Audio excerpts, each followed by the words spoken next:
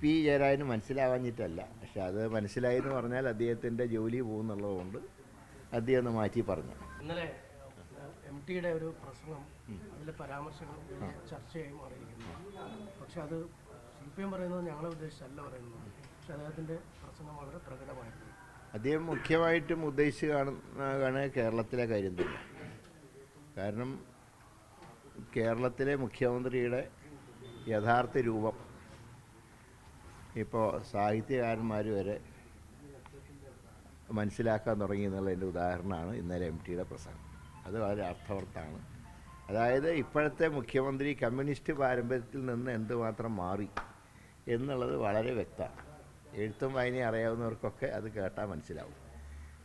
P ജയരാജന് മനസ്സിലാവാഞ്ഞിട്ടല്ല, പക്ഷെ അത് മനസ്സിലായി എന്ന് പറഞ്ഞാൽ അദ്ദേഹത്തിൻ്റെ ജോലി പോകുന്നുള്ളതുകൊണ്ട് അദ്ദേഹം ഒന്ന് മാറ്റി പറഞ്ഞു. എല്ലാവർക്കും കാര്യം മനസ്സിലായി. ഇനി മോഡിയെക്കുറിച്ച് പറഞ്ഞാലും ഞങ്ങൾക്ക് തർക്കമൊന്നുമില്ല, പക്ഷേ ഫലത്തിൽ പിണറായിനെയാണ് ആദ്യം ഉദ്ദേശിച്ചത്. അത് മോഡിക്ക് അപ്ലിക്കബിൾ ആണ് എന്നുള്ള കാര്യത്തിൽ സംശയമില്ല. രണ്ടു കൂട്ടരും ഒരുപോലെ തന്നെയാണ്. ഞങ്ങൾ രണ്ടുപേരും ഒരുപോലെയാണ്.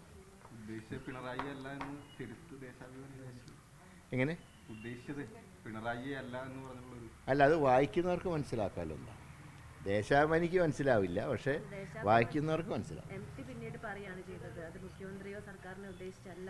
അല്ല, അത് കേൾക്കുമ്പോൾ നമുക്ക് മനസ്സിലാവുമല്ലോ. ഇന്നലത്തെ ആ പ്രഭാഷണത്തിൽ നിന്ന് മുഖ്യമന്ത്രിനെയും ഒരുപക്ഷെ പ്രധാനമന്ത്രിനെയും ഉദ്ദേശിച്ചിരിക്കും.